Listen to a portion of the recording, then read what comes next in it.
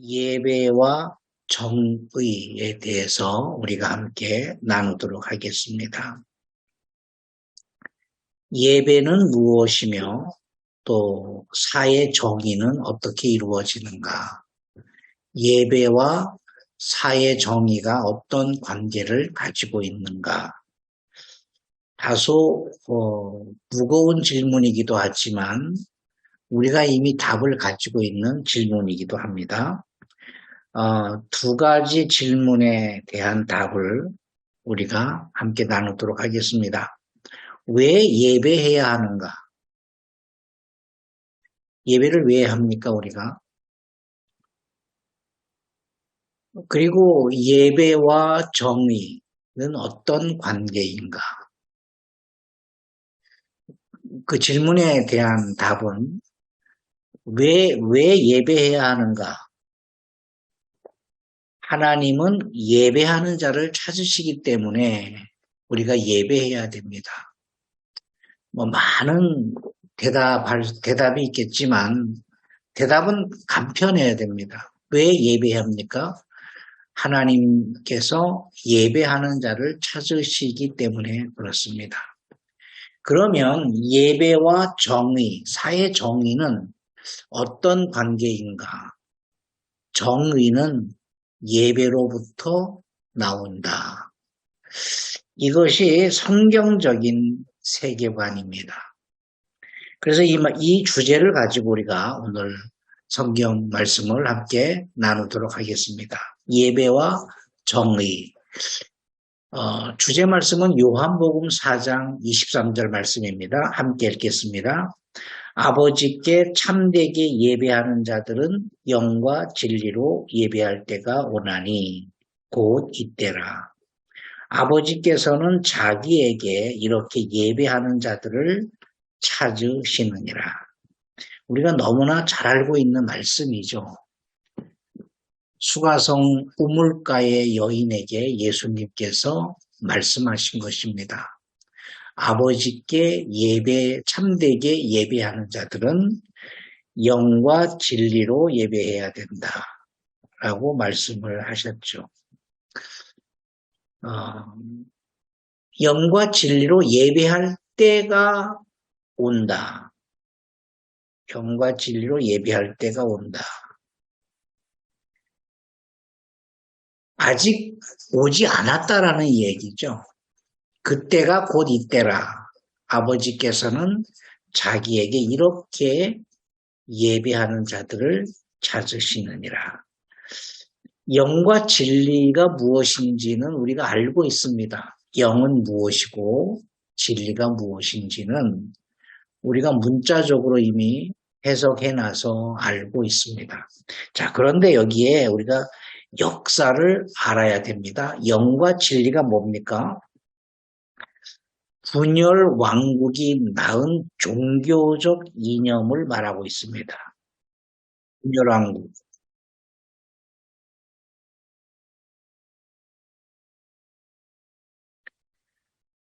분열 왕국이 낳은 종교적 이념. 이것은 굉장한 골이 깊습니다.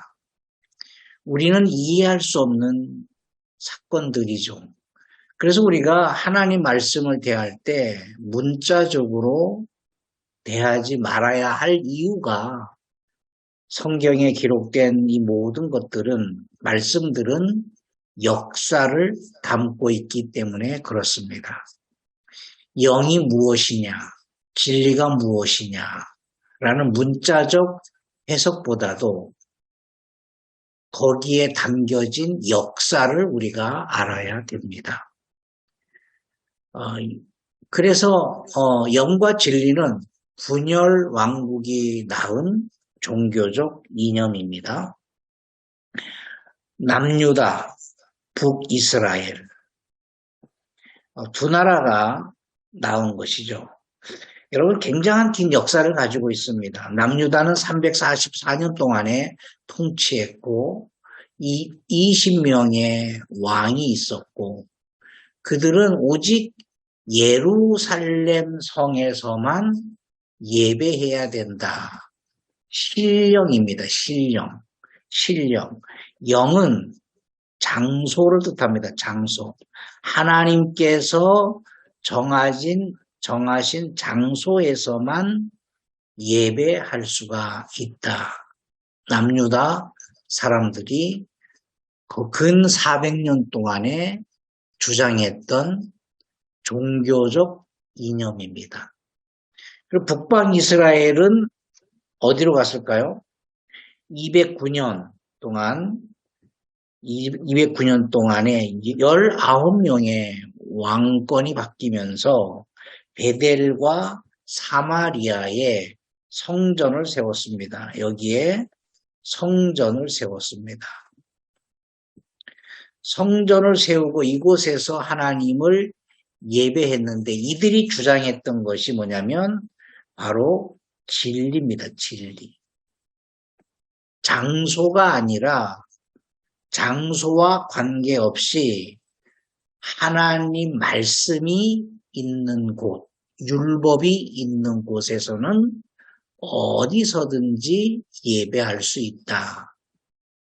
라는 종교적 이념을 만든 것이 북방 이스라엘이고, 그렇지 않다. 오직 예배는 하나님께서 세우신 예루살렘 성에서만, 하나님께서 지명하신 장소, 그곳만이 하나님께서 임재하시고 그곳에서만 예배해야 된다라는 종교적 이념을 가지고 있는 것이 바로 남유다 사람들의 생각이었습니다. 그래서 끊임없이 이 두 종교적 이념은 충돌할 수밖에 없었습니다. 충돌을 했던 것이죠. 결국에는 남유다도 망하게 되는 것이고 북이스라엘도 망하게 되었습니다.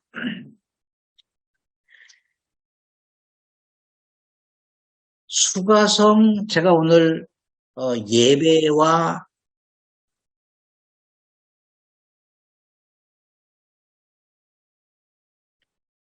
예배와 정의라는 주제를 가지고 우리가 함께 시작을 했습니다. 예배는 무엇이고, 그리고 정의는 무엇인가? 정의는 반드시 예배로부터 나온다. 이것이 성경적 세계관입니다. 우리는 이것을 좀 잃어버리고 있어요. 그래서 그 역사를 찾아보려고 하는 것입니다. 수가성 우물을 찾은 아모스에 대해서 우리가 역사를 살펴보겠습니다.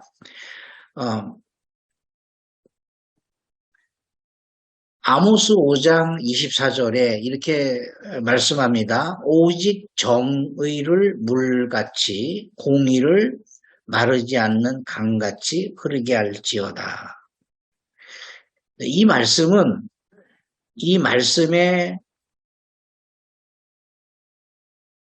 배경은 바로 이것입니다. 아모스 5장 21절, 23절입니다.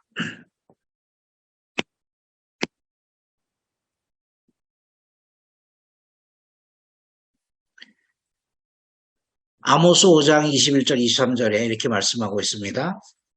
내가 너희 절기들을 미워하여 멸시하며 너희 성회들을 기뻐하지 아니하나니 너희가 내게 번제나 소제를 드릴지라도 내가 받지 아니할 것이요 너희의 살진 희생의 화목제도 내가 돌아보지 아니하리라.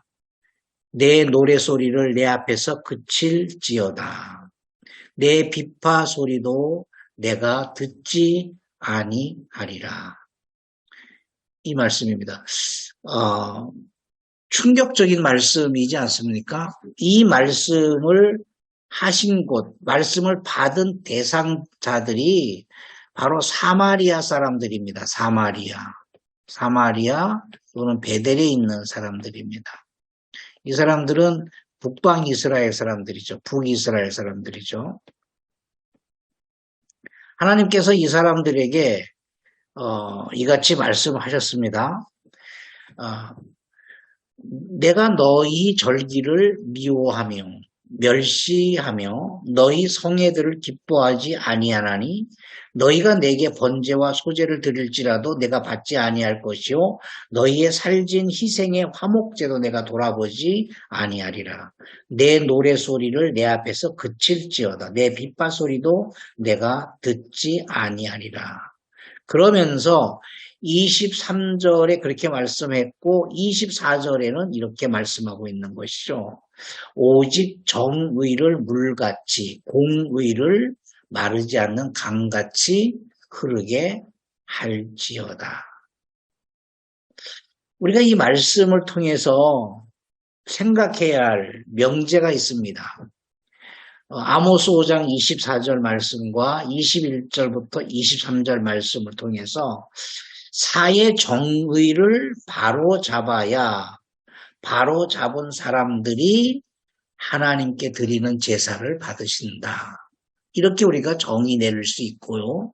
또 하나는 반대로 하나님께 드리는 제사가 옳아야 사의 정의가 실현된다라는 것입니다. 그 말이 그 말 같은데 그 말이 그 말이 아닙니다. 그러니까 우리가 사회 정의를 바르게 사는 사람들, 사회 정의를 바르게 실현하는 사람들의 예배를 하나님이 받으신다. 여기에 우리가 집중하고 있습니다. 사회 정화 운동, 사회 정의가 바로 잡혀야 그 사람들이 드리는 예배를 하나님이 받으신다. 여기에 집중하고 있습니다. 자, 그러나 성경은 무엇을 말씀하냐면 이 말씀이 바로 이 말씀입니다. 사회 정의가 먼저가 아니라 예배가 먼저입니다. 너희가 하나님께 드리는 제사가 옳아야 하나님께 드리는 제사가 먼저입니다. 그래야 사회 정의가 실현되는 것입니다. 다시 말해서 사회가 혼란스럽고 사회가 부패하고 사회가 무질서하고 사회가 불법 천지가 되는 이유가 뭐냐? 하나님께 드리는 제사가 하나님께 드리는 예배가 옳지 않기 때문에 그런 현상이 나타나는 것입니다. 굉장히 중요한 말씀입니다. 사회 정의를 여러분 바로잡아야 됩니다. 그래야 하나님이 우리 예배를 받으십니다. 이게 아닙니다. 왜 세상에 어둠이 있습니까? 왜 세상에 죄악이 가득합니까? 왜 세상이 무질서합니까? 이유가 뭐냐면 하나님께 드리는 예배자들이 없기 때문에 그렇다라는 겁니다. 하나님께 드리는 제사가 성경적이고 하나님이 원하시는 예배여야만이 거기에서 사회 정의가 나올 수 있다라는 것입니다. 굉장한 큰 차이입니다. 그래서 오늘 이 말씀으로 우리가 함께 깊이 생각할 것은 제가 수가성 우물과 아모스를 어마어마한 긴 역사적인 시간적 차이가 있지만 이 두 장소의 아모스 구약의 인물을 수가성 우물에 초대를 한번 해봤습니다. 이게 맞닿아 있습니다. 역사적으로 맞닿아 있기 때문에 그렇습니다. 아모스가 누구냐? 정의는 예배로부터 나옵니다. 여러분 기억해야 됩니다. 정의는 예배로부터 나옵니다. 세상이 어둡고 부조리한 것들이 많고 불공정한 것이 많을 때 우리는 세상을 향해서 돌을 던지고 세상을 향해서 피켓을 들고 세상을 향해 외치기보다는 우리가 돌아가야 할, 우리가 회복해야 할 것은 하나님 앞에 서 있는 예배와 진리입니다. 왜냐하면 우리가 바르게 예배해야만이 그 예배로부터 사회 정의가 나오기 때문에 그렇습니다. 수가성 우물을 찾은 아모스 5장 22절, 오직 정의를 물같이 공의를 마르지 않는 강같이 흐르게 하라. 요한복음 4장 23절과 맞닿아 있습니다. 아버지께 참되게 예배하는 자들은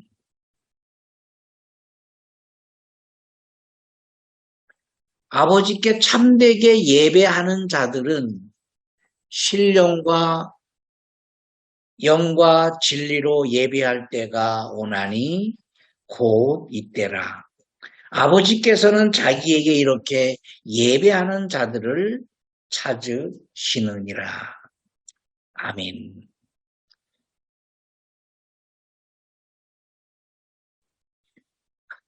아모스 선지자가 외쳤던 정의와 예수님께서 수가성 여인에게 말씀하셨던 예배는 서로 맞닿아 있습니다. 분리된 것이 아니라 맞닿아 있습니다. 정의가 먼저 실현되는 것이 아닙니다. 예배가 먼저입니다. 예배가 먼저 실행되고 그 후에 정의가 따라오도록 되어 있습니다. 예배에서 정의가 나오는 것입니다.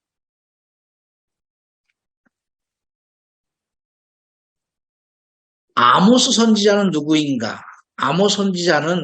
아모스의 말은 짐진자라고 말합니다. 짐을 진자.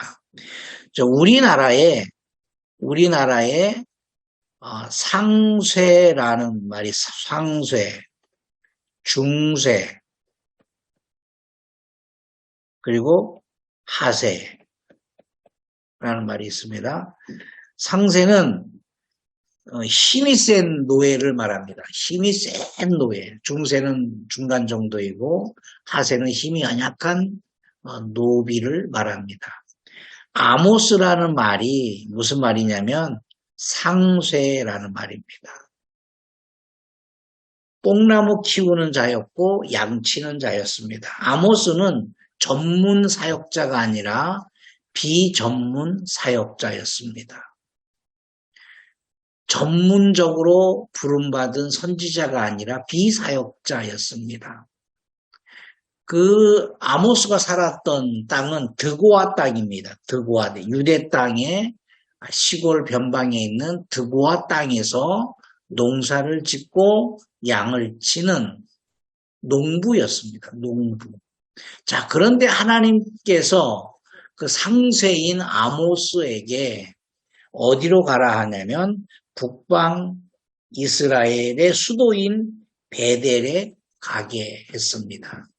국경을 넘어가는 것이죠. 다른 나라로 가게 하신 것입니다.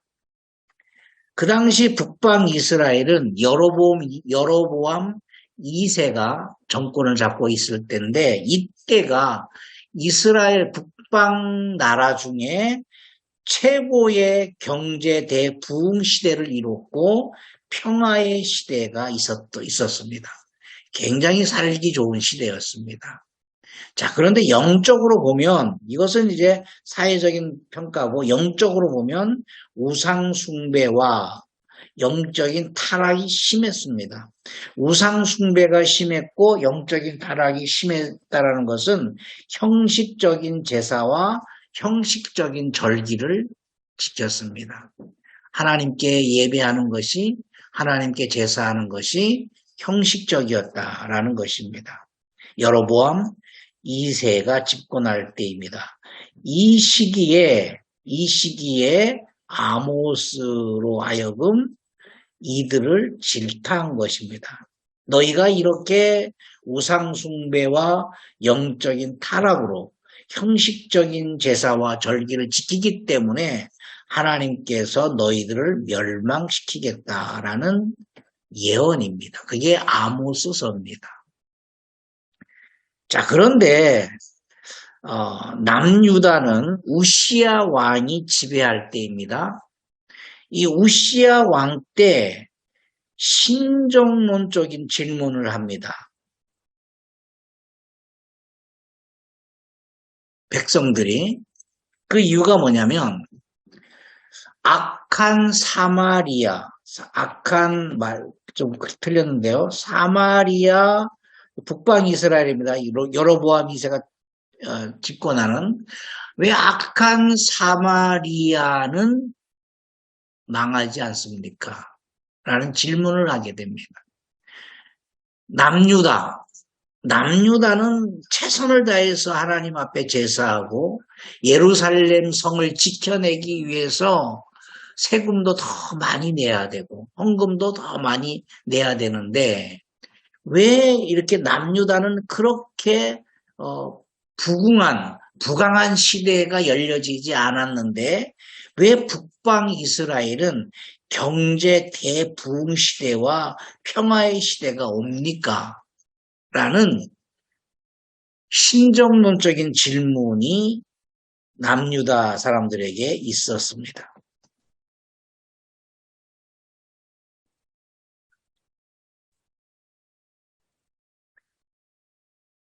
시편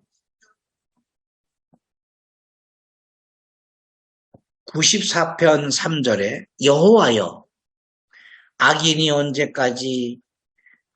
언제까지 중복해서 묻습니다. 개가를 부르리이까. 이런 마음이 우시야 시대에 많은 믿음의 사람들에게 선지자들에게 이런 질문이 있었습니다. 그래서 이런 질문을 가지고 사마리아가 망하기를 기도를 했습니다. 북방 이스라엘이 망하기를 기대했던 것입니다.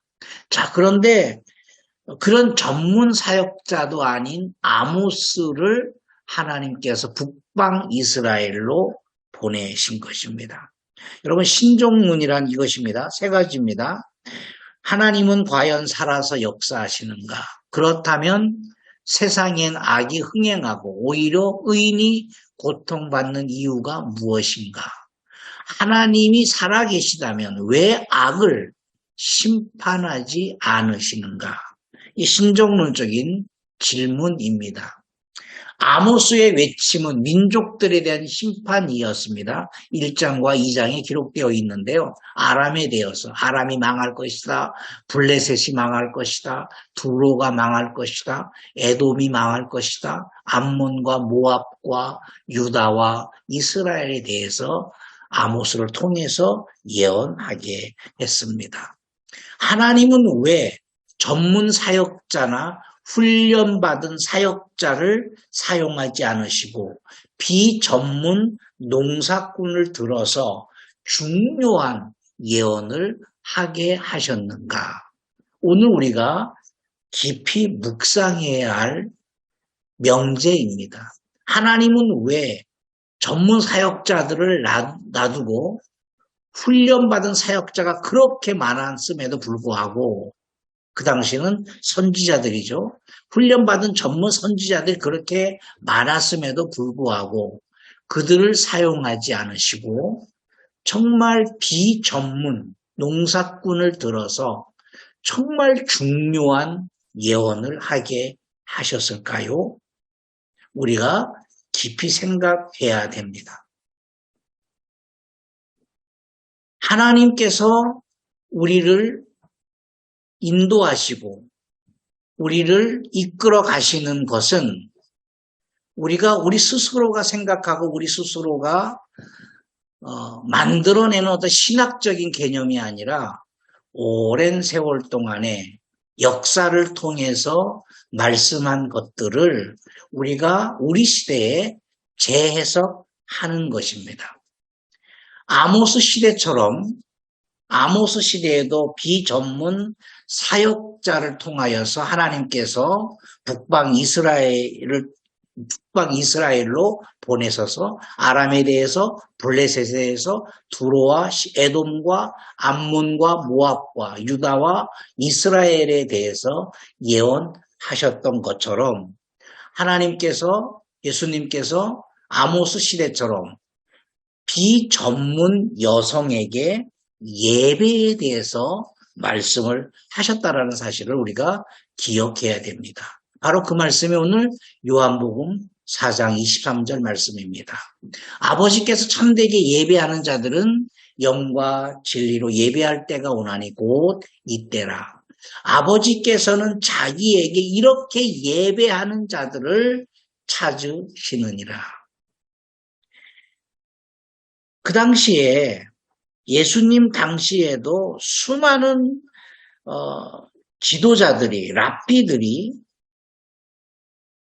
예배가 무엇인지를 구약시대에 내려왔던 제사와 하나님께 드렸던 절기들과 그런 제사와 절기들을 통틀어서 예배라고 합니다.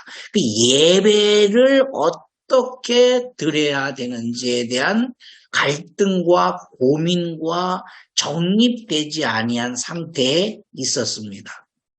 많은 사람들이 고민을 했습니다. 예루살렘에 모여서 예배가 무엇인지 포럼도 열고 예배가 무엇인지 많은 논문 같은 논문도 발표가 되었고 예배가 뭐냐 과연 예배가 뭐냐 이 시대의 예배가 뭐냐 이 시대에 예배를 어떻게 계승해야 되느냐 구약시대에 드렸던 절기와 모든 제사들 그것들을 오늘 우리 시대에 그 당시 시대에 어떻게 계승해야 되느냐 고민하고 갈등하고 그런 것들을 어마어마하게 오늘날 말하면 논문을 발표하고 그래서 백성들로 하여금 참 예배가 하나님이 찾으시는 참 예가 무엇인지를 설명하려고 했을 때 불가능했던 것입니다.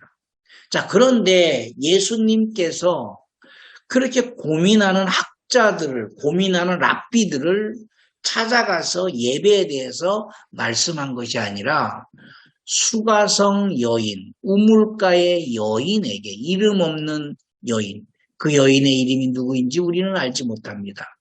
그 우물가의 여인, 평신도 여인에게 예수님께서 예배의 본질, 수천 년 동안에 고민했고 남유다와 북방 이스라엘이 수백 년 동안에 갈등했고 고립되었던 그래서 그것 때문에 충돌하였고 종교적 이념으로 그들이 서로 원수가 형제들이지만 원수가 되었던 영과 진리에 대한 종교적 이념을 통합시켜서 말씀하셨던 대상이 누구였냐면 이름 없는 한 여인이었습니다.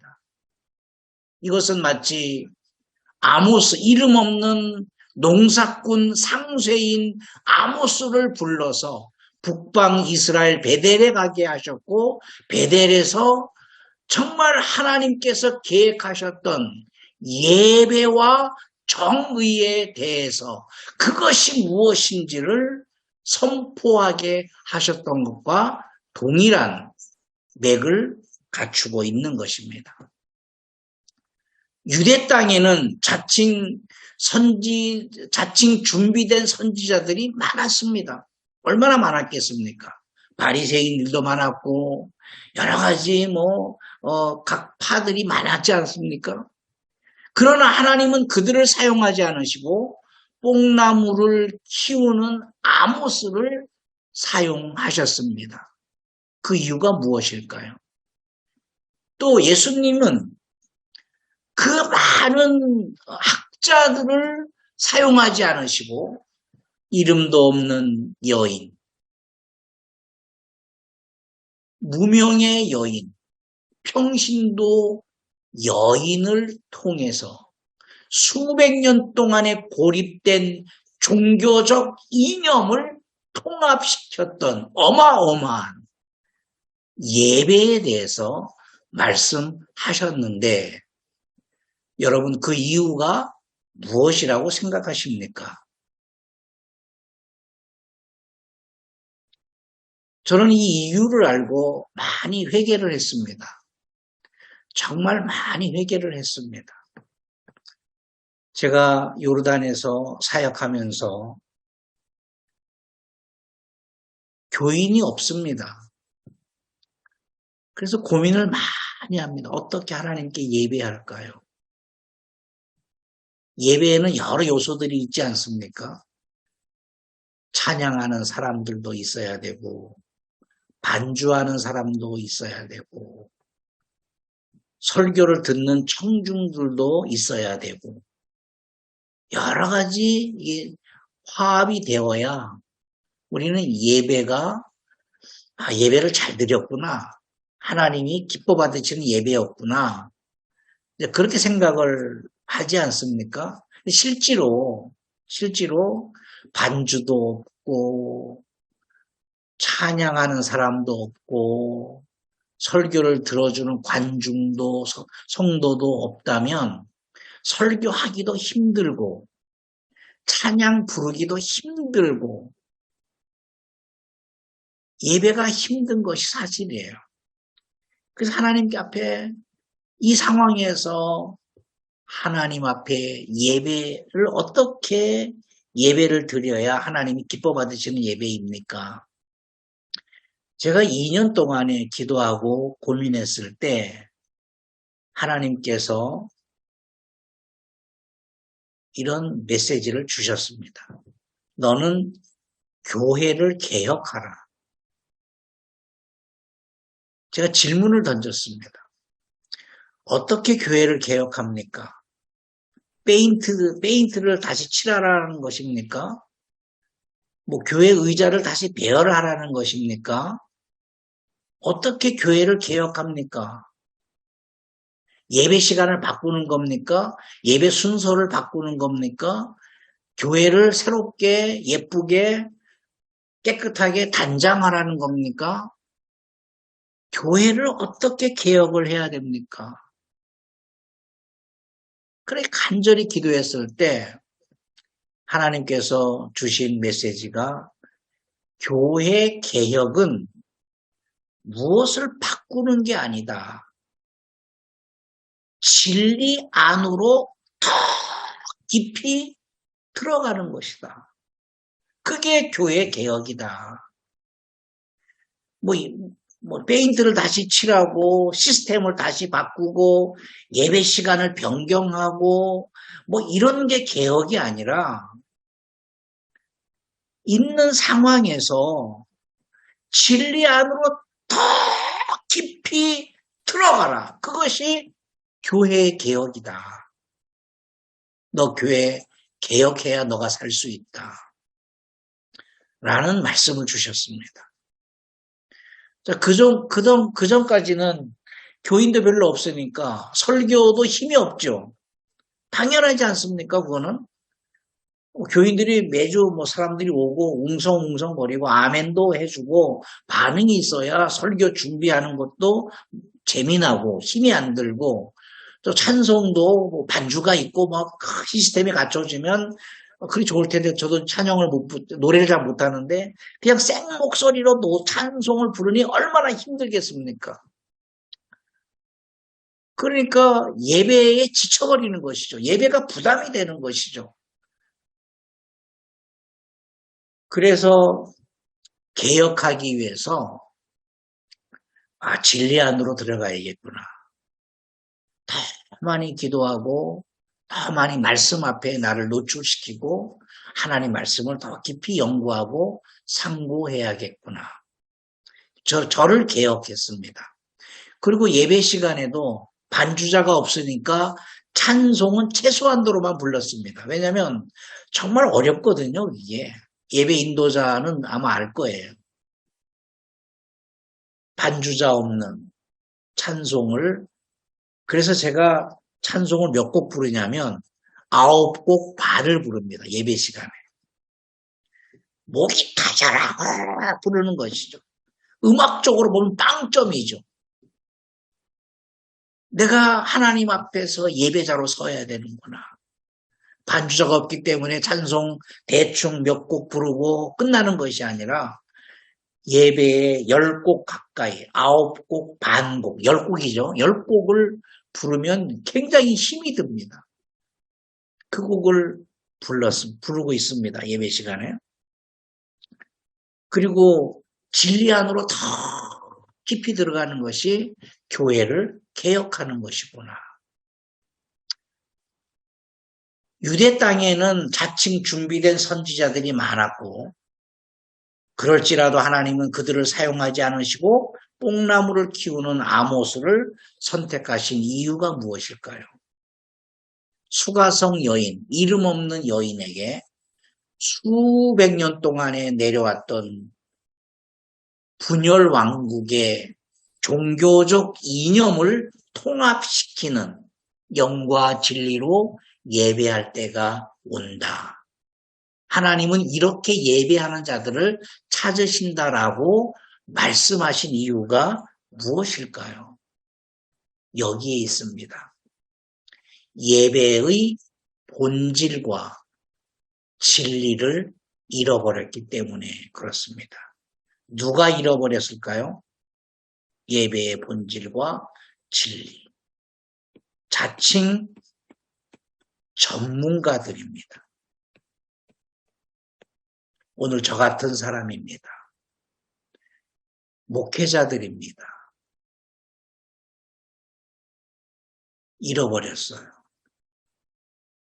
아모스 시대는 선지자들이었습니다. 수가성 여인 시대에는 랍비들이었습니다. 하나님 말씀을 책임지고 예배를 책임져야 하는 그 사람들이었습니다. 예배와 진리, 전문 사역자의 몫이었습니다. 예배하는 것, 진리를 가르치고 진리를 선포하는 것, 일반인이 할 수 없는 전문 사역자들의 몫이었습니다. 그런데 전문 사역자들이 예배와 진리에 집중하기보다는 일에 집중했습니다. 어떻게 보면 사역이죠. 굉장히 중요합니다. 그 사역에 열중하다 보니까 예배가 피곤해지고 진리를 선포하는 일에 많은 시간을 투자하지 못하게 되지 않겠습니까? 일주일 내내 여기저기 다니다가 돌아와서 예배 전에 설교 준비한다 그러면 거기에 무슨 진리의 힘이 실리겠습니까? 그래서 그 당시에 하나님께서 전문 사역자들을 사용하지 않으시고 비전문 사역자들에게 굉장히 중요한 메시지를 주신 이유는 전문 사역자들이 예배와 진리에 집중하기보다는 일에 집중하기 때문에 본질과 비본질이 뒤바뀌었습니다. 뒤바뀌었기 때문에 하나님께서 비전문 사역자들을 사용하셨다라는 것입니다. 우리는 시대적 사명을 깨달아야 되는데 그것은 바로 예배 회복과 진리 회복에 있습니다. 단순합니다. 예배 회복과 진리 회복에 있습니다. 이것은 사역자이든지 비사역자이든지 성경의 전문가이든지 비전문가이든지 우리에게 주신 시대적 사명인데 우리는 예배를 회복해야 됩니다. 오늘날 한국교회는 예배를 회복해야 됩니다. 이 얘기가 아닙니다. 오늘 저와 여러분들이 예배를 회복해야 됩니다. 그리고 진리를 회복해야 됩니다. 성경을 많이 아는 것 같은데 많이 알지 않습니다. 예배를 많이 드리고 잘 드리는 것 같은데 더 깊이 예배를 드려야 됩니다. 내 자신을 하나님께 드리는 예배를 드려야 됩니다.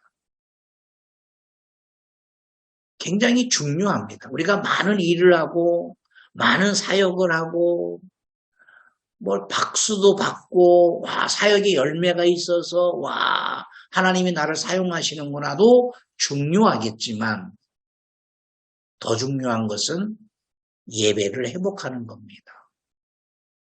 진리 안으로 더 깊이 들어가는 것입니다. 제가 교회에 대해서 간절히 기도할 때 하나님께서 교회를 개혁하라 말씀하셨다고 그러지 않았습니까? 어떻게 교회를 개혁할까요? 진리의 회복입니다. 저희 교회에 진리가 없겠습니까? 있습니다. 그런데 그것 가지고는 안 된다라는 것입니다. 예배와 정의. 왜 예배해야 됩니까? 하나님은 예배하는 자를 찾으십니다.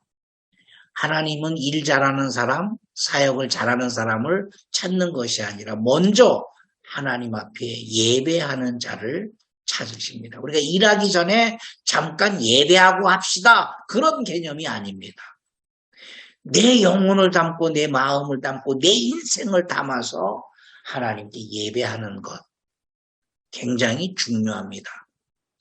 예배하는 자세가 중요합니다. 예배 행위했다라고 하는 것이 중요한 것이 아니라 예배하는 자세가 중요합니다. 예배와 정의는 어떤 관계입니까? 정의는 예배로부터 나오는 것입니다. 예배하는 자가 회복되면 사회 정의는 따라오도록 되어 있습니다. 결론입니다. 수가성 우물을 찾은 아모스를 한번 상상해 보세요. 예수님께서 가장 이름 없는 사람들에게, 여인에게 찾아오셔서 예배의 본질을 말씀하셨습니다. 영과 진리로.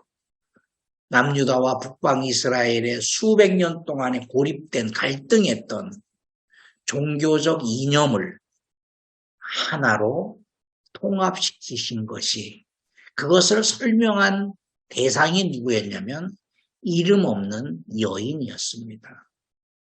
수많은 사역자들을 제쳐놓고 이름 없는 여인에게 찾아가셔서 예배가 무엇인지를, 예배의 본질을 말씀해 주셨다라는 것입니다. 수많은 선지자들이 있었는데 전문 사역자들을 제쳐놓고 이름 없는 농사꾼에게 감동을 주셔서 정의가 무엇인지를 말씀하게 했습니다. 그 정의가 뭐냐? 예배로부터 나온다라는 것입니다. 세상이 어렵고 세상이 불안하고 세상이 불공정하고 세상이 어수선하고 불공평할 때 우리는 세상을 향해서 피켓 들고 어떤 큰 소리로 외치는 것도 정의라고 말할 수 있지만 그것은 성경적 정의는 아닙니다. 우리는 예배를 회복해야 됩니다.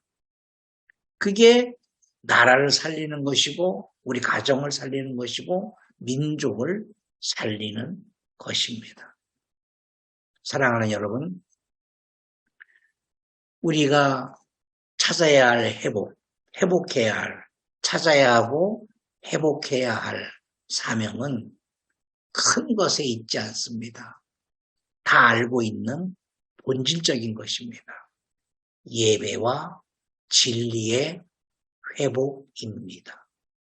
일을 더 많이 하는 것, 그것보다 더 중요한 것은 예배를 회복하는 것이고 진리 안으로 더 깊이 들어가는 것입니다.